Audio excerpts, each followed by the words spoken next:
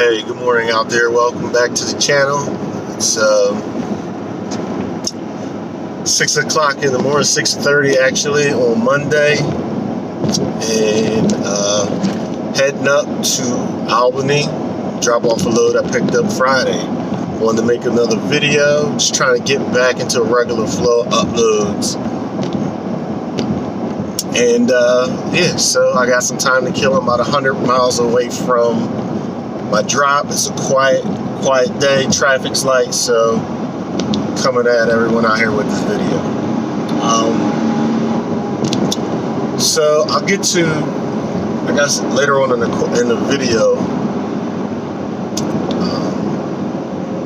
looking at all the emails I've been getting. One of the main questions I get, even if it's just a part of another question, it seems like every email I get has like the cherry on top question is, and who do you dispatch? Who's your dispatcher? Or, like, what are you doing for dispatch? Can I dispatch myself? Like, that's in most, if it's not the question by itself, it's included in most of the other questions. So I've touched on dispatching before, but I'm gonna give a little bit more attention to it today. Right now, like I said, just a little background as to like what's going on right now. It's Monday. I'm going up north. I picked up a load, as interesting as it is. So I've only been doing Hotshot for a few months now. Starting to get comfortable with it. Definitely like the business. And starting to find my little niche. So Friday, so Thursday, I had a good week last week. Actually, so I had a good week last week. Ran pretty hard, was tired as I got towards the end of the week. So I was like, all right, on Thursday, what I'm gonna do is I'm gonna chill on Thursday, and like basically take that day off, and then the goal was to get a load Friday that was going to drop off Monday. Actually, if I'm 100% honest, like it was Wednesday that all of this, that like my plan kind of started, because I actually had, like I said, Monday through Wednesday. I came into Monday, dropped off, got the week going, had a couple of nice loads. I think I only stayed out one night last week. When I came back down, and I finally got home, I had that load that I brought back down. I think I ended up running up north up until like, it was like a 2 drop coming from Virginia, going up to Massachusetts, then Maine, and then I found me a load coming back down, dropped that load off, and I think that load was dropping, I don't know, it was dropping in like Maryland or Virginia or something like that. So finally got back down home, and the plan was, all right, I'm gonna drop off the load that got me back home from up north, and then maybe find something short and just wrap the week up, just get set up for this week, like end the week, being prepared for the next week. So that's one of the things that I kind of got better at, or been more aware of as I've been hauling, is that some of my better weeks come, I would say most of my better weeks come when I focus on the following week at the end of the prior week. So my Friday is really my setup for the following week. So like I said, this past week, figure, all right, I take a break in the middle of the week, pick it up on Friday. On Thursday, since I was off, I talked to one of my buddies, and we're like, all right, well, let's hang out. And we probably hung out a little bit too much. And I went to go, find me a load the next day, and I was struggling. It was a bad situation. Now, one thing I will say is there's nothing to say anything wrong about 9-to-5 jobs. I did it. It's good. It's fine. If the industry flips upside down and I can't drive trucks anymore, of course I would go back to, do whatever it takes to make money. But like the buddy I hung out with,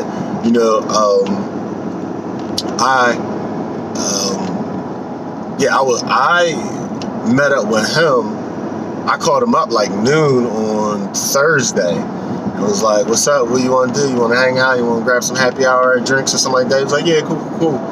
I was like, what time you getting out of work? He was like, 3, 4 o'clock or whatever. And I was like, it was like noon. I had already dropped off my load. And I was ready to start letting my hair down. But everybody I know that I'm cool with, they work a regular job. So I had to wait for him to get out of work. It was still fine. I did stuff around the house. And we finally got together. We hung out. I didn't have to get up early. So we hung out pretty late on Thursday night. And I woke up Friday not feeling like doing anything. But I had to do stuff because that Friday, if I don't get it together on Friday, my next week suffers for it. So I didn't wake up till maybe 8 or 9 o'clock, and on a regular basis I can wake up at 4 o'clock with no alarm clock. So I woke up at 8:30, 9 o'clock, and I didn't want to get up then, but I was like, I gotta get something going. I have to get out of bed. I have to get stuff going. I gotta get on the board. I even called my dispatcher. Hey, come on, give me, what do you got going for me? Because I told her what I was doing, so ideally she would have me a load. She would be calling me, but it kind of never works that way. Anyway,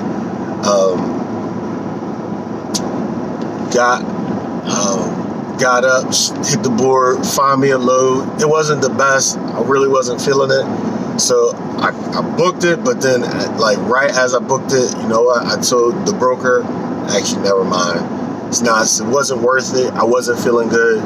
So I guess that's one of the perks of when you run your own business or Hotshot. And I actually had the truck and trailer hooked up and everything. I was getting ready to pull out, and I called him back and said, you know what? It's not gonna work out. I mean, I got signed up in their system, so I mean, is this something good come of it? And it was quick enough to where he could put it back on the board and somebody else can haul it. It was a container, so really was no loss on that. But went back home and got into bed, went to sleep for a couple hours. I was so tired, and I kind of chalked it up well, Friday, if I don't get nothing booked by 1 o'clock, then usually 1, 2 o'clock, you can pretty much, for at least as far as I know, there's nothing happening as far as me going and picking nothing up that day. So wasn't feeling too good about having being unproductive.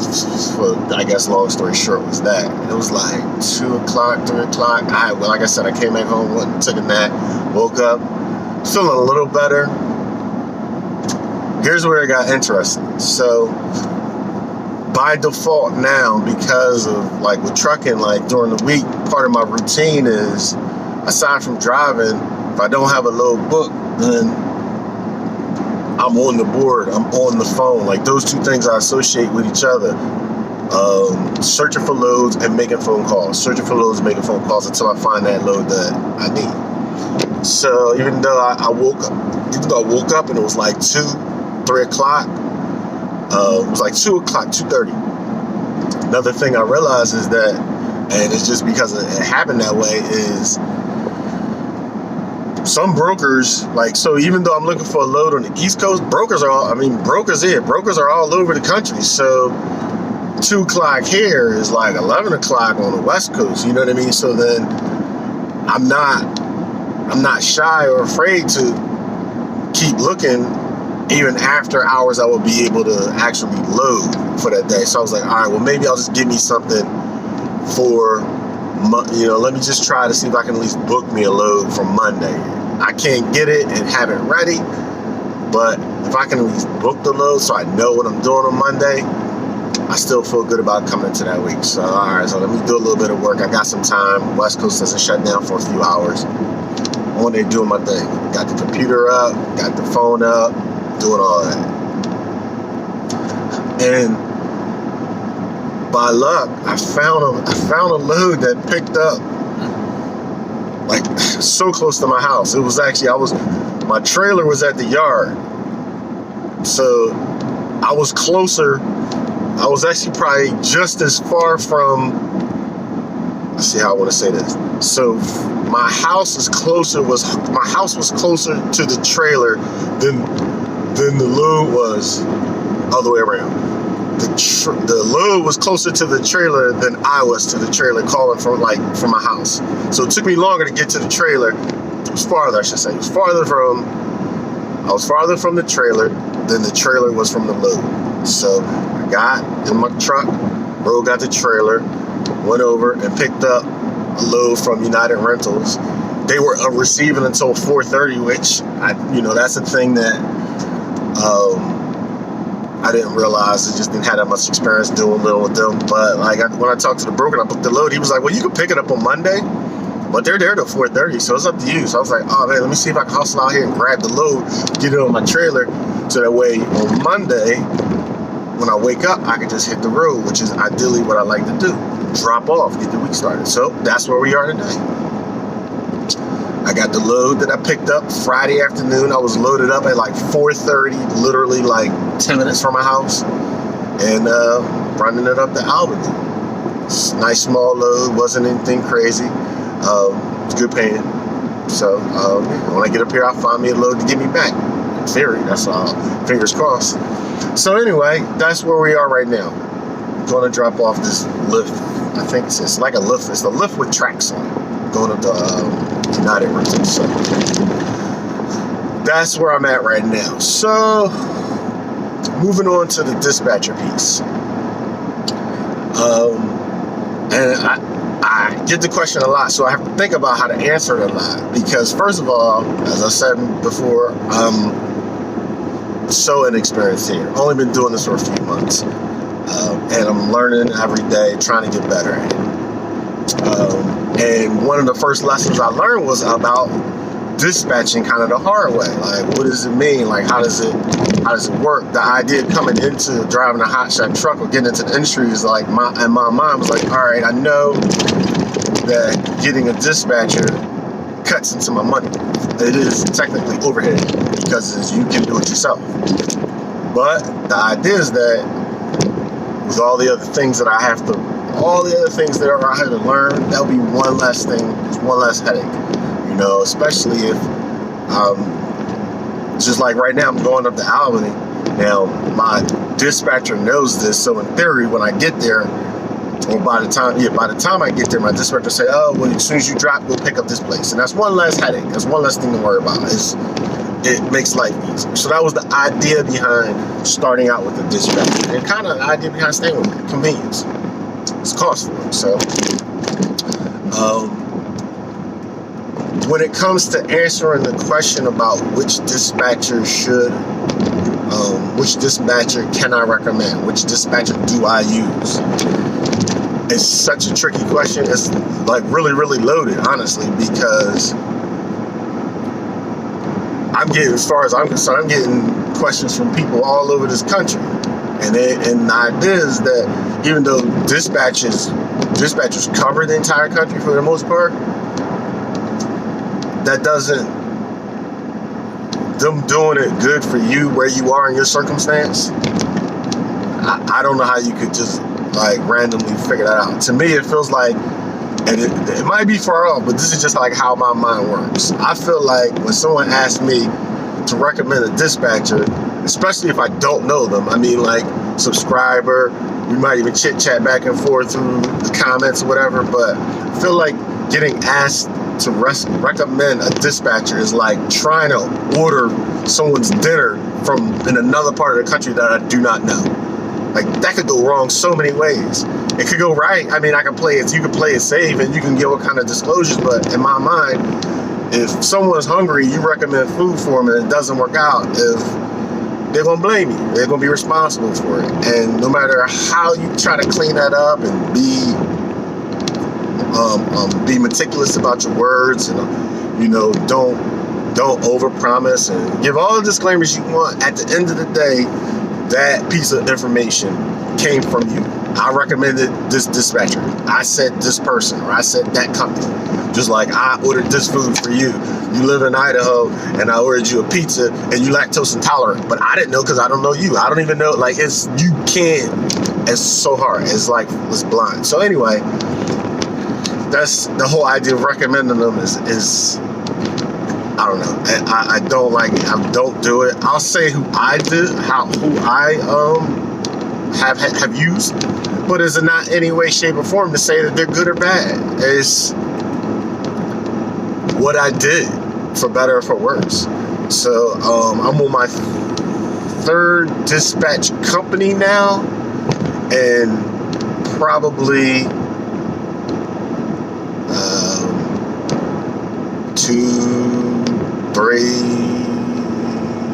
6 or 7 actual dispatchers that I've worked with, and it is what it is. Some have been good, some have been not so good, and I guess I shouldn't even say good. Some work, some don't work. I mean, if you book a load with a broker, they get their cut, you get paid. It's a good deal. They can't find you a load, and nobody gets paid. So, in general, at least from my experience, when I talk to a broker, they say, the pitch is they don't make money unless you make money. Makes sense, right? But the reality is, from what I can understand, is the relationships with dispatchers, there's not one for one. You know what I mean? Realistically, for them to make money, they got to dispatch a couple of trucks, which means that you're sharing a dispatcher, which is one of the reasons why I guess it's counterintuitive to want to share a dispatcher, because you're sharing the amount of attention they can give you, which makes sense. You know what I mean? In some cases, they say, it doesn't matter because they got trucks here, trucks there, and they've been doing it for X amount of years. Okay. In my short little bit of experience, they're not dedicated to one truck, because they couldn't. I can't imagine they would make money doing it. They gotta service a bunch of trucks. So that's how that works. Now, I dispatch myself as well as have a dispatcher, and I feel like if I had to depend on a dispatcher 100%, I would be in trouble, because in my experience, they just don't put the same amount of time and work into getting a load for me as I do. Like, I'll sit on the phone. I'll wake up. So first of all, I get up super early. So let's just say, for argument's sake, my dispatcher is in the same time zone that I am. And they're not, but let's just say they are. So we get up at the same time. Or I should say the load board's available technically at the same time. I'm up looking for what's up on there before it's really even active, just to see, what's dead from the day before. And as soon as it starts to get active, I am calling on loads. Most of the loads on the board don't have rates on them, so you have to call. You don't have a lot of details, you have to call. And a lot of loads I've lost just because of sheer just not getting to it in time. Like, there's another trucker or another dispatcher that's looking at the same thing, and maybe they make the call before I do. It's a race to the freight. Once that broker puts that load on the board, is open season. And I've called, and a lot of times I get I shouldn't say a lot, but it's very common where you call a broker and they don't answer, or they put you on hold. It's because someone else you were in touch with, they're trying to work that deal out.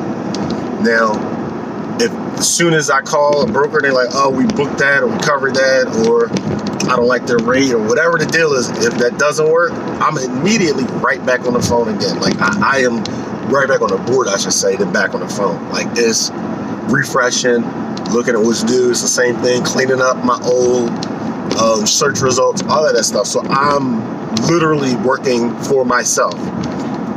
Now, sometimes dispatchers, based on the availability of their trucks, they can do that for you. They can sit there and go through and, you know what I mean, and dive in and make the calls and be just as tenacious about getting you that load as you are. In my experience, it doesn't seem to work that way. They kind of they manage their time across the drivers, which makes sense. So for me, when it comes to a dispatcher right now,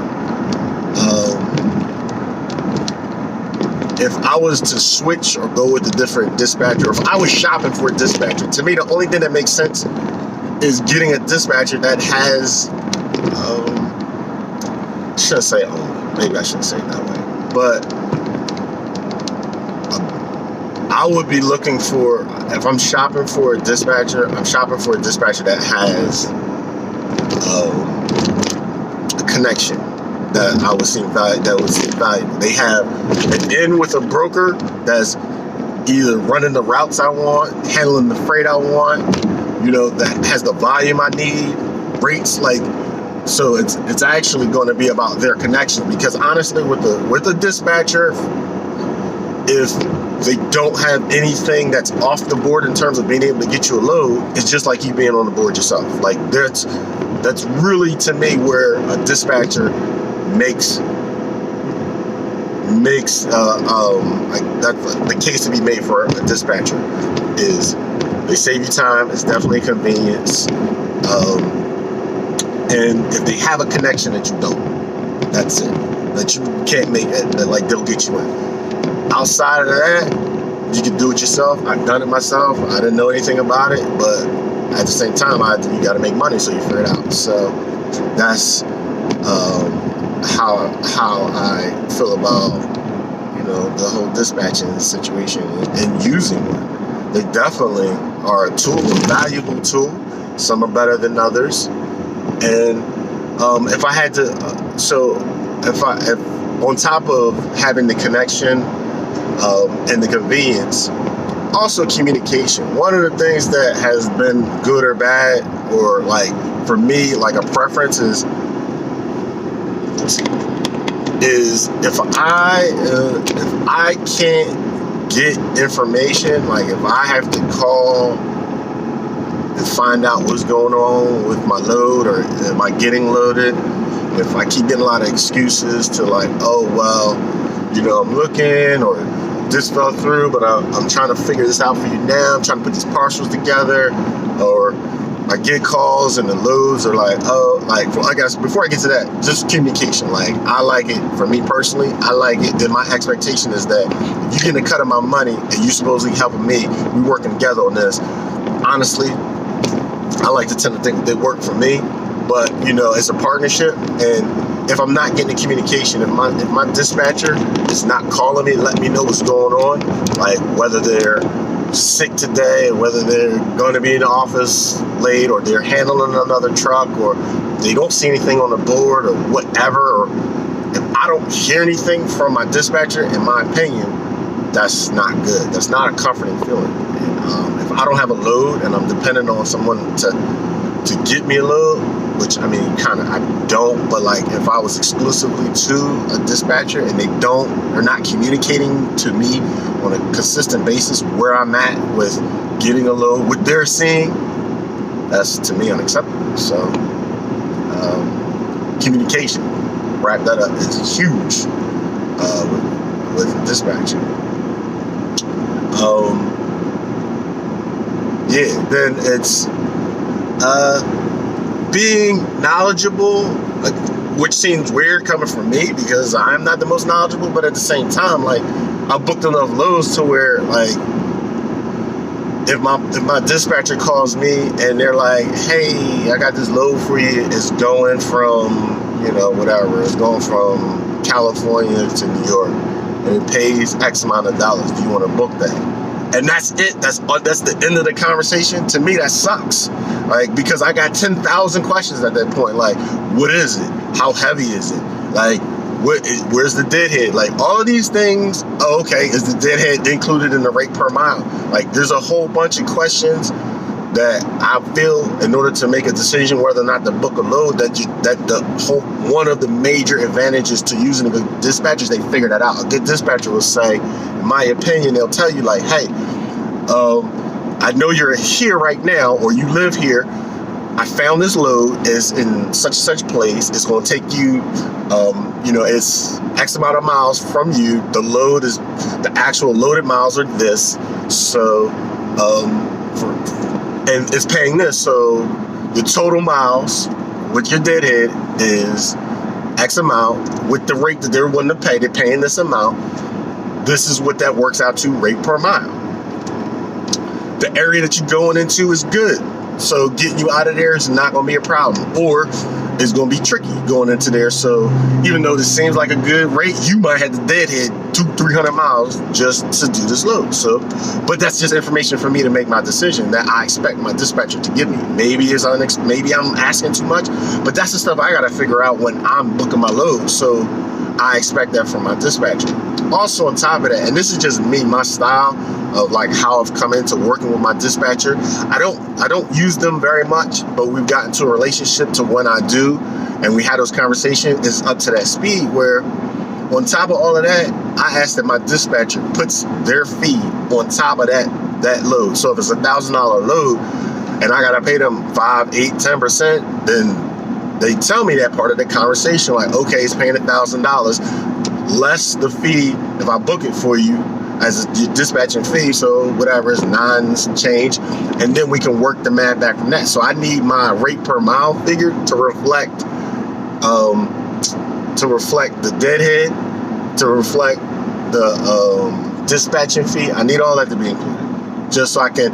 There's less questions that I have to answer. Time is of the essence when it comes to booking loads. From what I understand, brokers don't have time to wait for you over and over again because their phones are blowing up, especially if it's a good load. So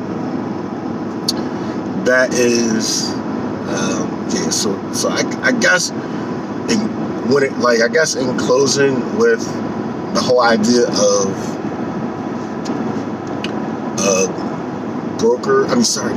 dispatching. They're a useful tool. I like to have one available for certain situations. They have proved to be very, very, very helpful here and there. I can't imagine depending on them at this point, just based on the dispatchers I use. Now, I'm sure there's dispatchers out there that have that connection, that, you know, they keep that good rate coming at you. They always got freight, you know, and it's a good relationship. So, you know, there's no knocking that. They save you money to get your packets in there. Yeah, so I guess that's it when it comes to dispatching. Don't have to do it. It is a useful tool. Would I do it again? 100% I would.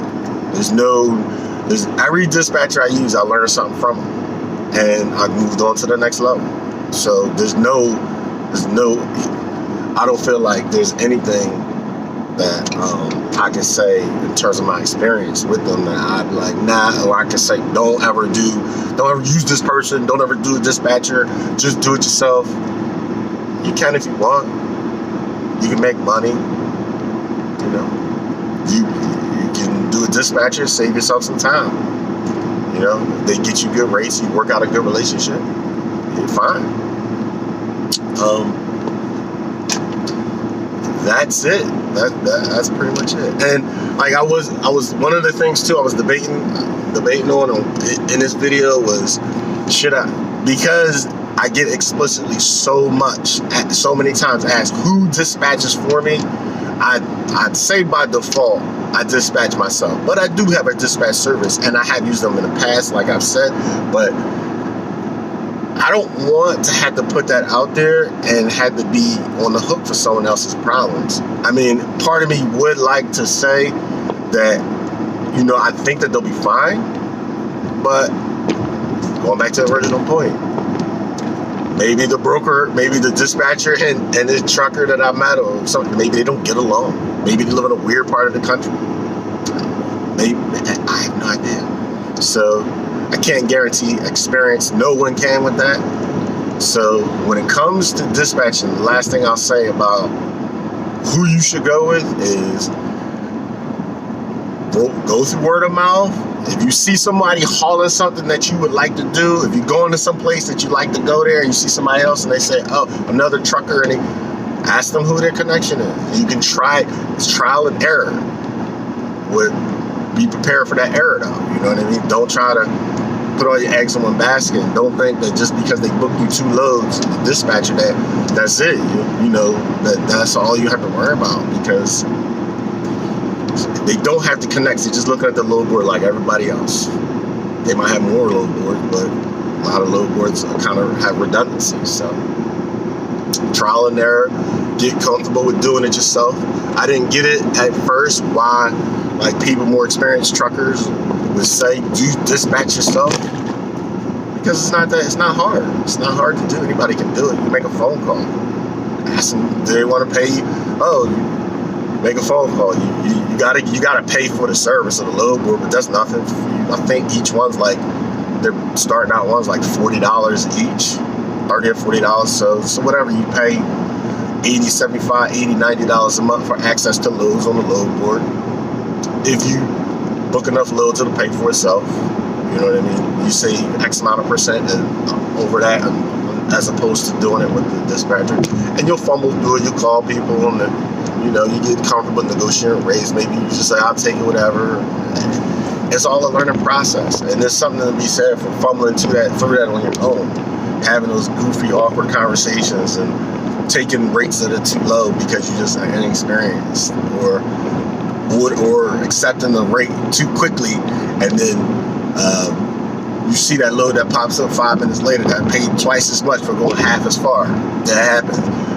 For me personally, side note, when I book my loads on the load board, I close it out. I don't want to see. It's kind of like when you playing cards or something. Like, I don't want to see what it could have been. I don't want to see that. I got my load booked and I'm moving on. So, video's been long enough. Thank everybody for all of the emails. I gotta do better with responding. Send all the emails that if you want to reach out to me, you have questions, send them to rocketshipts@gmail.com. Don't send them to any other email that you see out there or like you heard or whatever, just because I don't feel like those kind of just get filtered out, so I don't even see them in most cases. So send an email there. I gotta get better at responding to all you guys out there. I promise I will. It sucks when I go into the email box and I see all the emails that I haven't responded to.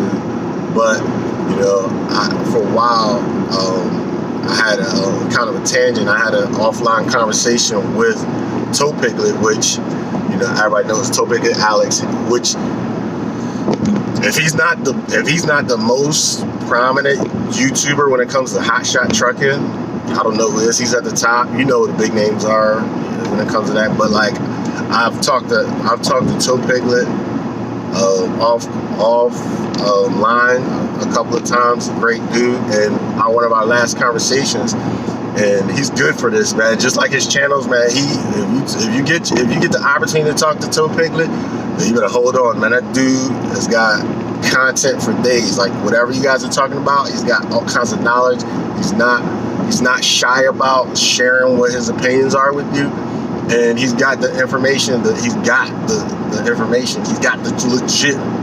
Like he can prove it. Like it's not just hearsay. It's not just.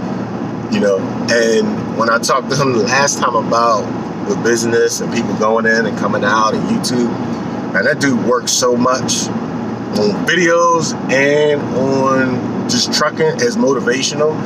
And he pushed me, so to speak, to like, yo, you got to get out there and you got to stick with it. You have to put the work in to making the videos, but at the same time, you can't sacrifice the business, meaning your trucking business, for for YouTube. The YouTube is a supplement, and actually I started YouTube to help other people. So he kind of gave me a good perspective on balancing that out. But I definitely still have to put the work in to answering the emails and getting in the comments.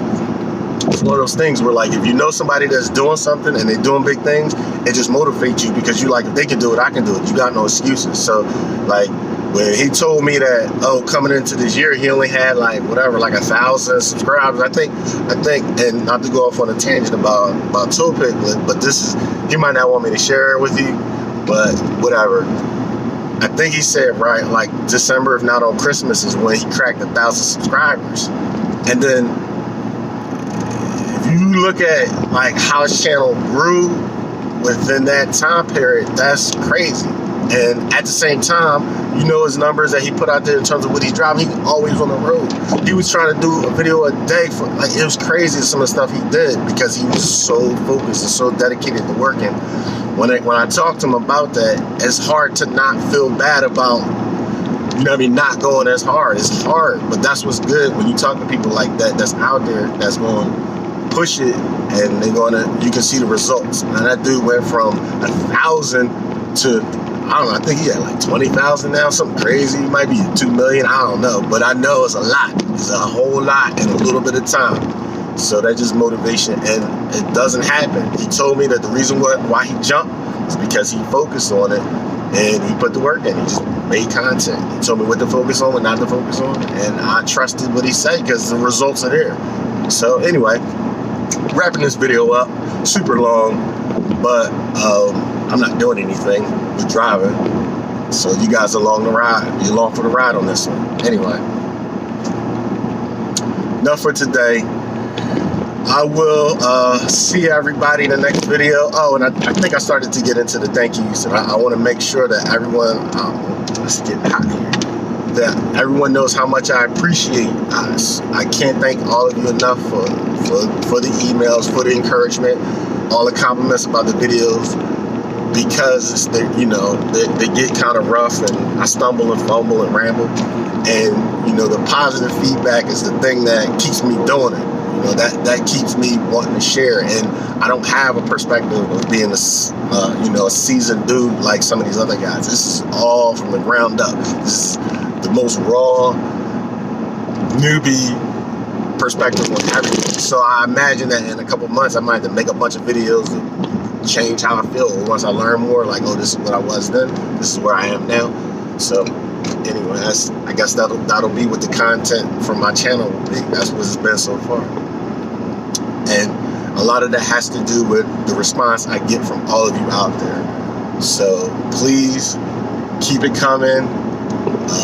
Keep the emails. Just be patient. Let me get up to speed on being able to maintain the channel in a better way now that I'm actually doing all the driving. And there's so many more of you out there. Bear with me, and thank you. As always, hope you enjoyed the video. I usually don't say my name, James with Rocket Ship Transportation, and I'll catch all of you in the next video. Peace.